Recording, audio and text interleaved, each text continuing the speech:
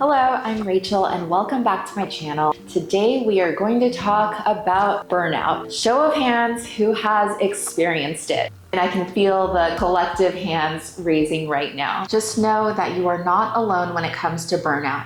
I think that in recent years, it's been getting talked about a lot more and it's in everyday conversation, but I think we need to take a step back and really discuss what it is specifically, what the signs are, and also how you can heal from it. So what exactly is it? Burnout is a syndrome conceptualized as resulting from chronic workplace stress that has not been successfully managed. It is characterized by three dimensions: feelings of energy depletion or exhaustion, increased mental distance from one's job, and reduced professional efficacy. So when it comes to all three of those pillars, I think it's fair to say that the majority of us have felt it at some point in our lives. But I think what's misleading about this definition is that it talks about workplace stress. And when it comes down to it, anybody can experience burnout in any kind of scenario. It doesn't necessarily have to be in a traditional workplace. I know medical students or PhD students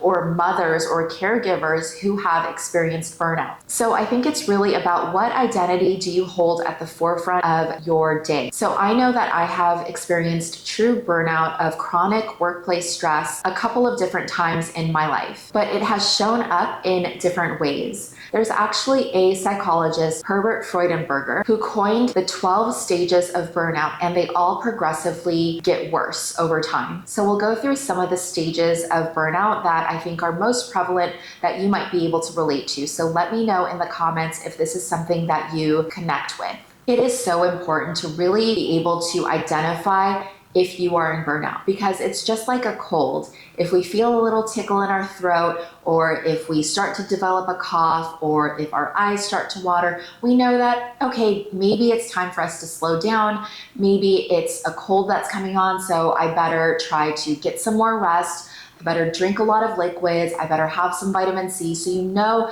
the steps and the protocol to take so that you can heal yourself. But with burnout, it's really tricky because we don't know the signs, and the signs that we do see are almost the ones that happen when they're too late. So knowing some of these earlier stages of burnout as well as the later stages can really help us bring awareness to what it is we're feeling. And remember, if we can't feel it, then we can't heal it. And that goes for our emotional state as well as our physical state as well. So the first stage is excessive ambition. So if you already have this characteristic or trait for whatever reason around really wanting to achieve a lot, being really ambitious in this traditional sense, where you always strive for more, where you're constantly looking to grow and improve, it's a really admirable quality, but there are, like with everything, limits to it. So if you already have this, you could be prone to burnout. Stage 3 is where you are neglecting your needs. And this could be at a really physiological state. So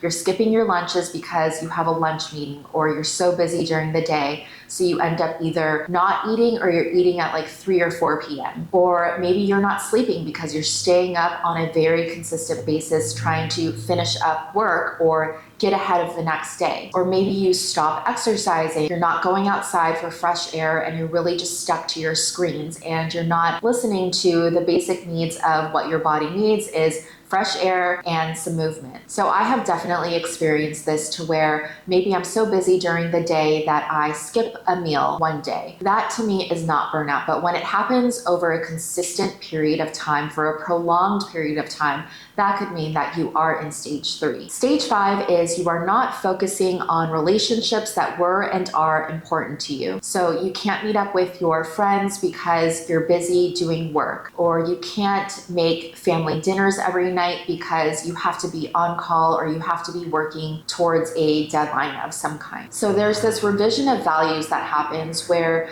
your friends and family are important to you, yet you're over prioritizing work over your friends and family. Now again, just like with stage 3, this needs to be happening on a consistent basis. So if you need to cancel plans one time, it doesn't necessarily mean that you're in burnout. It could just be one busy day at work. But if your friends and family are literally literally texting and calling you, asking you where you are because you've been so MIA, that could be a sign that you are in this stage. All of these stages are really important and you need to bring awareness to them. But stage 9 is one that I'm super familiar with around depersonalization. So depersonalization is really when you are so detached from yourself and from your body. I almost think of it as if you are almost like you're floating in the air looking down on yourself. I had an experience. There was a team dinner, leadership was there, including the C-suite, including the CEO. And I think on any other circumstance, it would have been a great time to engage, to really be an active listener, an active participant within the conversation. But at that time, and for several weeks leading up to it, there were so many different priorities that were put on my plate. There were so many different deadlines. There were so many things that I was single-handedly having to manage without a support system in place, that when I was at that dinner, and that was sort of one of the culminations of this thing that I was working towards, when I was at that dinner and there were these conversations happening, I actually said to the other coworkers that were at the table that I almost felt like I was having an out-of-body experience, because I could see that there were conversations happening around me, but I couldn't engage. I couldn't actually be present and be there because I was so overworked and because I just had lost a sense of myself at that moment. And for me, I know how I normally would be at a team dinner or at a social function. I do like to engage. I do like to have thoughtful conversation with people. But because I was in this state of burnout, it was really hard to just be present. Now, at the time, I didn't really recognize that I was in this stage of burnout. And so that's why I really want to share all of this with you, because it's so important to bring awareness to what it is you're feeling in your mind and in your body. Once we can bring awareness to it, that's when we can actually start to heal from it. And now if we skip down to stage 12, which is the absolute pinnacle of all the stages of burnout, it's when you have a complete mental breakdown or physical breakdown of your body. So I actually remember one very specific incident where I had lost my vision while I was driving to work. And I remember crying on the phone to someone, telling them that I couldn't see. Even though I couldn't see and that was freaking me out, I still had so much anxiety and so much tension in my body and in my mind because I wanted to get to work. I wanted to get to this meeting that was supposed to be happening at a certain time. So even in that moment where I was losing my vision, I was on the road, and that's actually something that could have led to a car accident, I was still actually over prioritizing work, which is so far past what my natural stopping point is. So now that we've talked about what burnout is, how we can identify it, so what some of those symptoms might be, let's talk about how we can heal from burnout. So I look at the healing process for burnout in a couple of different ways when it comes to our body and when it comes to our mind. So if you think back to one of the previous stages around not meeting our basic physiological needs, that's a really good place to start. So take a look at, how are you caring for yourself at a body level? Are you exercising? Are you getting vitamin D by walking around outside and letting the sun hit your skin? Are you sleeping the appropriate number of hours at night at a regular time? So when it comes to our body, I think it's really important to bookend our days with something that's grounding. So I like to look at my morning rituals and I like to look at my nighttime rituals, because there's so much that can happen to us in our waking hours when it comes to our work and our personal life. So it's nice to have certain things in our lives at the start of our day and at the end of our day that help guide us to a more focused and grounded state. Now let's get into some of the more emotional aspects. The emotional aspects are maybe not quite so easy to identify, because sometimes we know if we're not getting sleep. So the remedy to that is to get the appropriate amount of sleep. But a lot of times our emotions and our mental state kind of creep up on us in a way that we're not necessarily expecting. So one way that you can really try to be mindful and intentional about how you go through the day, I very regularly start my day off with journaling. On the days that I actually do incorporate journaling or some kind of writing exercise, it helps not only ground me, but it also gives me focus and more mental clarity and energy to know that I am starting off my day in a very centered space. I have this 5-minute journal that I use that has very, very simple prompts. So there are all these different prompts that you can use to really guide yourself. Another way that you can really heal from burnout is taking a look at your technology use. Technology is so great when you can use it mindfully and you have an intention when you use it.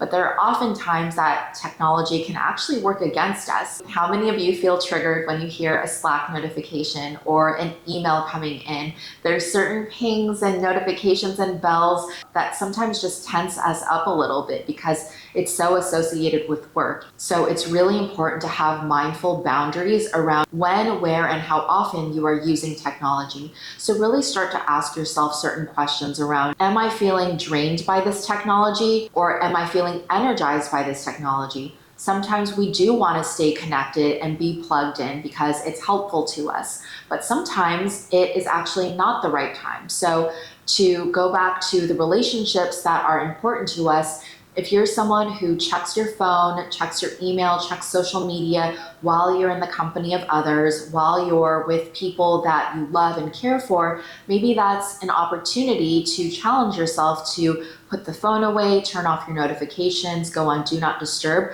so that you can have really focused time on the people or the experience that's right in front of you. So really try to look for these pockets of opportunity where you can limit yourself and really have focused energy around things that actually give you life. Another way that you can look into in terms of healing from burnout is incorporating some sort of mindfulness. Mindfulness has so many different ways in presenting itself. It doesn't have to be a more traditional meditation, but mindfulness can be a moving meditation. Mindfulness can also look like gardening or doing something outdoors, something where you're really focused on the present. This brings you back into yourself, into your mind, into your body, and it doesn't necessarily allow for the anxiety of what's to come in your inbox or what your boss might have said to you 5 minutes ago. Just carving out a minute or two here and there throughout your day can be really beneficial to your emotional state. Another tip around this more emotional aspect of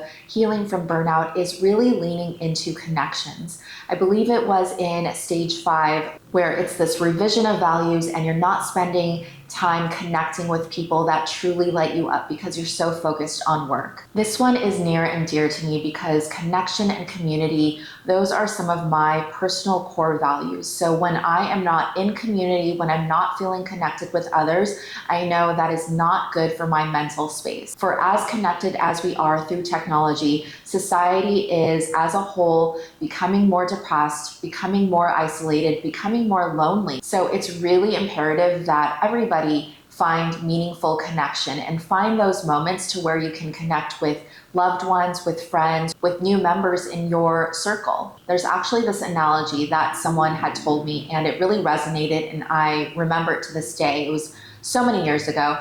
They told me that I should imagine my life as a movie and you are the starring actress of your movie. Who's in your supporting cast? Who has the major speaking roles?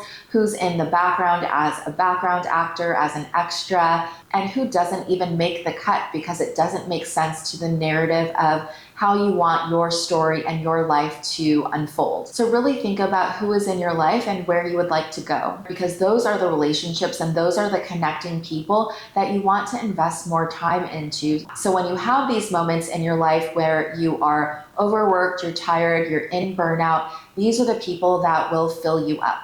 So I hope that these tips around burnout and how to heal from it can really help you in your journey. And if this is you right now, know that you are not alone. And if you feel comfortable, I'd love to hear from you in the comments to see what your experience is.